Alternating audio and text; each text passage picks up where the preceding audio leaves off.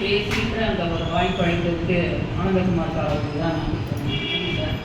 அவங்க சொன்ன மாதிரி எங்கள் ஸ்கூலுக்கும் எனக்கும் ஒரு தொடர்பு இருக்குது. அடிக்கடி கூப்பிடுவாங்க, நானும் வந்து கலந்துப்பேன். எனக்கு ரொம்ப ஒரு இன்ட்ரெஸ்ட். ஏன்னா அவருடைய சேவை அந்த மாதிரி. அதாவது பையன் தூக்கம் செய்த உதவி நயம் தூக்கி நன்மை கடலில் போயிட்டு வள்ளுவர் சொல்லியிருக்காரு இல்லையா? அவரை நான் ரொம்ப ஆச்சரியப்படுவேன். அவருடைய ஒவ்வொரு செய்கையும் பார்த்து எனக்கு ரொம்ப ஆச்சரியமாக இருக்கும்.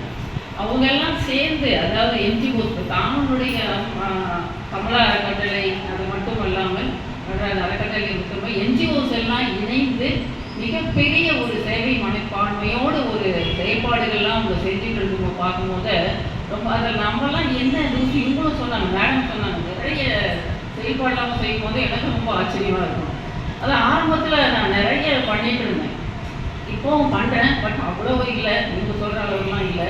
சும்மா என்னால் முடிஞ்ச அதை மற்றவங்கக்கிட்ட நான் உதவி கேட்குறது இல்லை. சில பேர் வந்து நம்ம ஏதாவது இந்த இது பண்ணலாம், அப்படி ஹெல்ப் பண்ணுங்க அப்படின்னு கேட்டால் அவங்க யோசிப்பாங்க ஹெல்ப் பண்ணுறது. அது தேவையில்லை. நம்மளால் முடிஞ்ச நம்மளுடைய செலவு, நம்ம குடும்பத்துக்கு என்ன தேவையோ அதை வச்சுட்டு மீறி நமக்கு என்ன தேவையோ நமக்கு செலவு இருக்கா அதை நம்ம என்னுடைய குடும்பத்தோடு சேர்ந்து நான் வந்து நிறைய இப்போது எங்களுடைய ரிலேஷன்லேயே நிறைய பேர் வயசானவங்களாம் இருக்காங்க. அவங்களுக்குலாம் யாருமே பையன்கள் இருந்தாலும் எந்த பிரயோஜனமும் இல்லை, அவங்களுக்கு ரொம்ப கஷ்டப்படுறாங்க. அதை மாதிரி ஒரு 5-6 குடும்பத்துக்கு நான் ஹெல்ப் பண்ணிகிட்டு இருக்கேன் மாதம் மாதம். அதே மாதிரி குழந்தைகள் காப்பதற்கு போய் அவங்களுக்கு தேவையான ஏதாவது நல்ல துணிமணிகள் எடுத்து கொடுக்க